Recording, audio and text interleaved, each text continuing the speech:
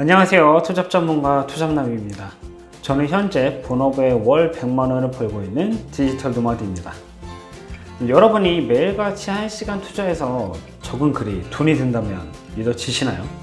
오늘은 여러분이 하루 1시간 글쓰기만으로 돈 버는 방법 3가지를 알려드릴 것입니다. 이 영상이 끝난다면 당장 여러분은 컴퓨터를 켜고 글을 쓰고 싶어질 겁니다. 어떻게 여러분이 글쓰기로 돈을 벌 수 있는지 오늘 함께 알아보도록 하겠습니다. 바로 알려드릴게요. 첫 번째는 글쓰기의 대표 주자인 블로그 글쓰기입니다. 블로그 글쓰기의 경우 진입장벽이 좀 낮은 편이에요. 바로 신청하고 글을 쓰면 되거든요. 그리고 제가 말씀드리려고 하는 건 애드센스를 신청해서 돈 버는 방식이 아니라 네이버 블로그 글쓰기를 추천드립니다. 티스토리의 경우 합격하는 게 쉽지가 않습니다. 저도 몇 번 해봤는데 생각보다 합격이 잘 안 돼요. 또 워드프레스의 경우 배워야 되기도 하고 시간이 좀 오래 걸리기도 합니다. 그렇기 때문에 여러분이 가장 빠르게 효과를 볼 수 있는 네이버 블로그 글쓰기가 돈을 벌게 해줄 겁니다. 글쓰기에는 2가지의 루트가 있다고 볼 수 있습니다. 전문적인 글을 써서 퍼스널 브랜딩을 만드는 방식과 체험단과 기자단을 받는 블로그 글쓰기 방식이 있습니다. 퍼스널 브랜딩의 경우 이웃 신청을 하루에 100명 정도 해야 될 필요가 좀 있어요. 그리고 키워드를 찾아서 그 2가지를 조합을 해야 됩니다. 키워드의 경우 분야별로 사람들이 찾을 것 같은 키워드를 찾아서 그것을 제목에 삽입해가지고 글을 써내려가야 돼요. 또 본문에도 삽입을 해야 되고요. 어그로를 끌기 위해서 조회수가 터지는 키워드로 글을 발행하는 것도 필요하기는 합니다. 그렇게 키워드를 가지고 조회수를 끌어당기고 한 분야에 대한 글을 적어서 여러분의 상품을 판매하거나 애드포스트로 수익을 얻을 수 있습니다. 만일 여러분이 퍼스널 브랜딩이 아니고 체험단과 기자단을 선택하셨다면 바이럴 마케팅이라 불리는 연예, 스포츠, 이슈에 해당하는 키워드를 골라내서 글을 적고 그 조회수를 밑바탕으로 해가지고 여러분이 상품을 받아서 체험을 하거나 혹은 포스팅을 남겨서 기자단으로 수익을 받는 방식을 선택하셔야 됩니다. 사실 여러분 퍼스널 브랜딩과 체험단, 기자단, 블로그 모두 키워드 찾는 게 뒷받침이 되어야 돈을 벌 수 있다는 것, 그것을 기억을 하셔야 됩니다. 시중에 나와 있는 블로그 강좌 하나만 보셔도 여러분이 어떻게 해야지 키워드를 찾을 수 있는지, 어떤 식으로 내가 키워드를 만들어 가야 되는지 파악하실 수 있을 겁니다. 두 번째 돈 버는 방법은 바로 콘덴타입니다. 콘덴타는 여러분이 작가로 등록을 하고 글을 누군가가 주문하면 그 주문을 여러분이 받아서 글을 작성하는 플랫폼입니다. 그야말로 여러분이 전문적인 작가가 되어 글을 쓰는 그런 플랫폼이라고 보시면 되는 거죠. 앞서 설명드린 블로그보다는 훨씬 진입장벽이 높은 편이에요. 하지만 작가로 인정을 받고 주문을 받아 글을 쓰게 되면 글 하나당 가격이 생각보다 높아서 수익을 만들어가기 좀 더 수월할 수도 있습니다.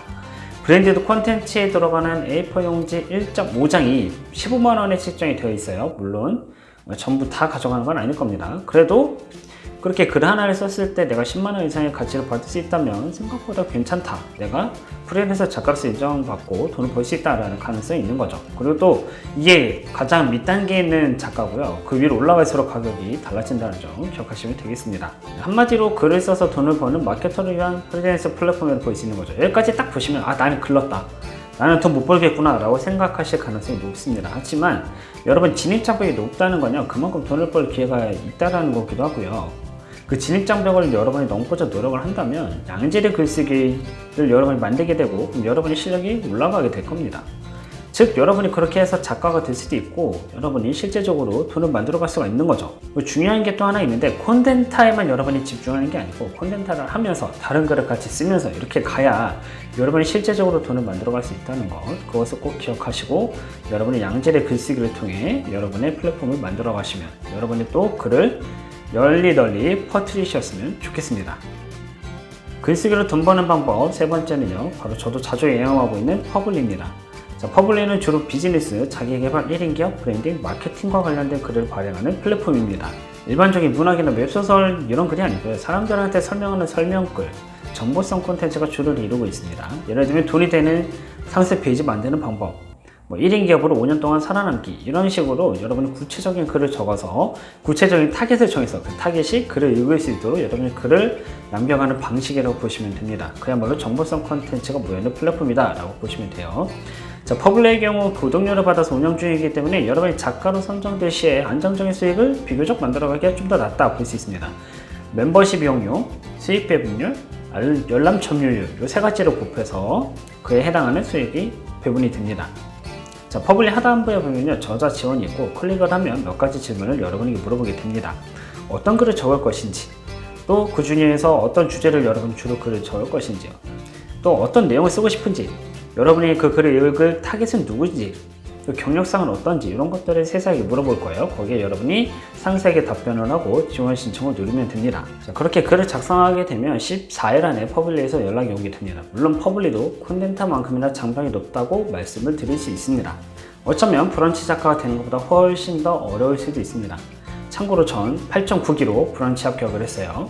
하지만 여러분 될 때까지 한다면 여러분도 합격할 수 있다고 생각하고요. 돈을 벌 수 있다고 생각합니다.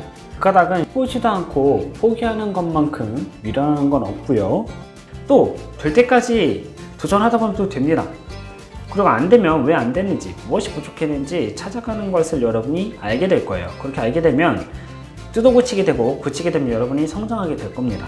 그러다 보면 합격하게 되겠죠. 오늘은 여러분에게 글을 써서 돈을 버는 방식에 대해서 말씀을 드렸습니다. 블로그는 조금 더 쉬운 단계고 콘텐츠와 퍼블리는 조금 더 어려운 단계에 속합니다.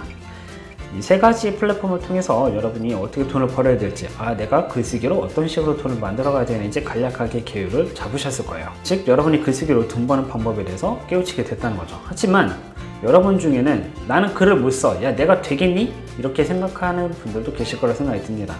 전 참 안타까워요. 그런 분들을 보면 해보지도 않고 포기하는 거니까요. 자, 여러분 해보지도 않고 포기한다면요, 여러분에게 제가 어떤 투잡을 말씀드리더라도 돈을 벌 수가 없습니다.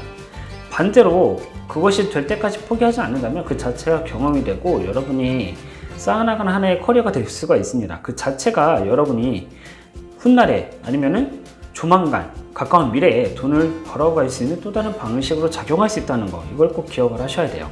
여러분이 인내함과 노력 없이 얻어지는 돈 버는 방식은 세상에 사실 존재하지 않습니다. 자, 제가 마지막으로 알리바바 마윈 형님께서 하셨던 말씀을 여러분에게 전해드리면서 오늘의 영상 마치고자 합니다.